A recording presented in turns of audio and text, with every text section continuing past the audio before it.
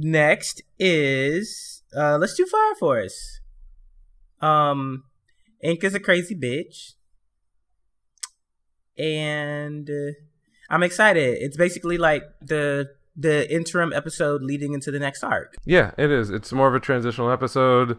We get that Inca goes with the pillars. That scene where she kills her friend is pretty good. It took what was like what felt like a story exposition episode and actually made it very meaningful, because now she's kicked the dog, or kicked the puppy. Is that I think that's the expression.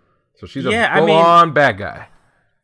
Yeah, I liked that we got to see like her inner workings, or like her inner thoughts about the whole situation, where she was just like, I'll have a peaceful life if I go with Shinra, and like they'll slap her on the hand and then they'll be like, all right, we got to protect you anyway because you're in a Dolaverse.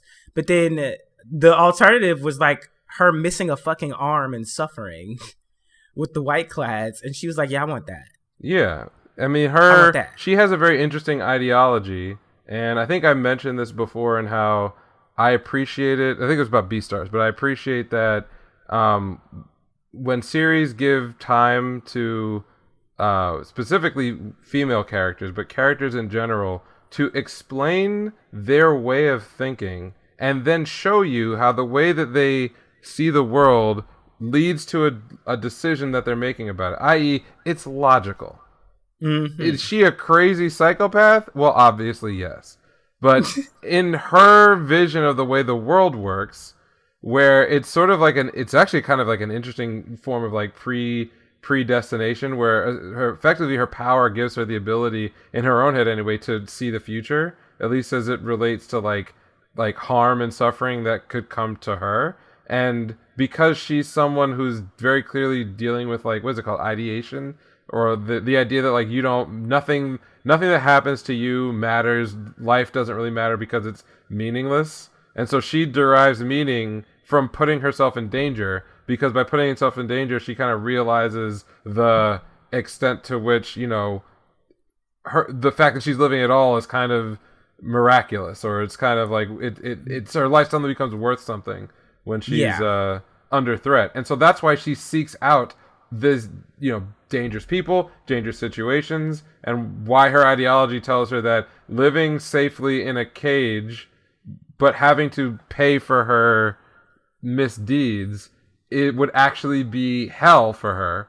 And even the future where she is like suffering and dying, is actually a lot better, because that is the fulfillment of what she believes, her twisted vision of the way the world works and who she is. And so then her like saying fuck you to, and she chooses that. Yeah, to Shinra is actually not just her denying his character, it's a clash of ideologies, because Shinra has a very like one-dimensional ideology about good and evil, and about heroes, and about what his role is, and his thought is, well, anyone who's in trouble, I should save them because that's what heroes do. And she's like, I didn't ask you to fucking save me. Like, fuck out of here. Like, I'm trying to do my own shit. Keep it moving. And when he realized that at the end, like, it's actually a moment of growth for his character. So all in all, really good episode. So, does he really say, I'm going to kill you? Yes. Cause, oh my God. Yeah. Because that kind of like shocked me for a second, where I was just like, oh, like, so you don't want to restrain her and like stop her from doing crazy shit. You're just going to kill her. Yep. But he's never killed anyone before. So it's kind of just like, bruh. Has he not killed anybody? Well, here's the thing. He's killed the Infernals. In their world, the people who are immolated, what do they call them? The ones who catch on fire? Infernals, yeah. Infernals are not dead.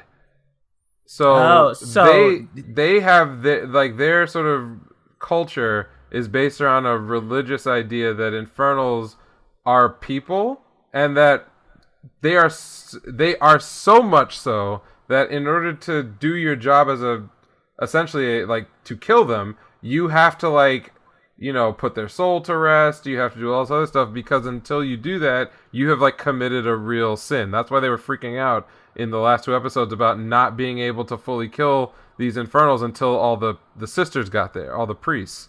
Because if they killed them without laying them to rest, it was sort of, it would count against their, morality, their souls.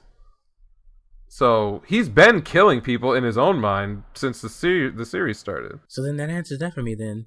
All right. So I watched also, just real quick, I caught up on Food Wars season 5. Oh, I'm not caught up. What I would say is this. I still enjoy it. It's a good show. I will probably continue to watch it because it's silly. I understand when people say that pretty much after the last arc, it went downhill, but I don't think downhill is quite accurate. I just think that it didn't have much to tell after that last story because most of the characters have kind of gotten over their problems. They're like personal problems.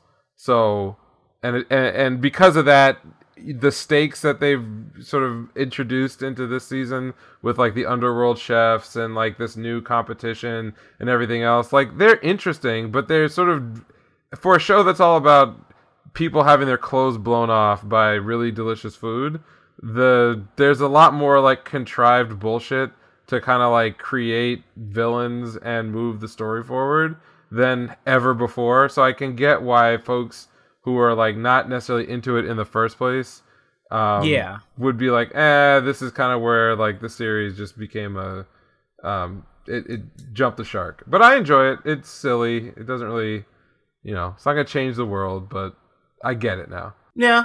I mean, I was just gonna like marathon maybe like the chunk of it, maybe once it got like to 6 or 7 episodes, and then just pick up from there. Otherwise, I'm not really like pressed to get back to it. It'll always be there, and and again, it's for it. The purpose of the show is for them to show you some ridiculous dish that, in actual fact, is a real dish or could be done. Yeah. And then watch as people have their clothes miraculously blown off by how delicious it is, and then the person who clothes off hardest wins. They give the fan service for both sides. Plenty of fan service. You really can't be mad at them because we get as many 6-packs and pecs as we do to get titties. So I'll take it.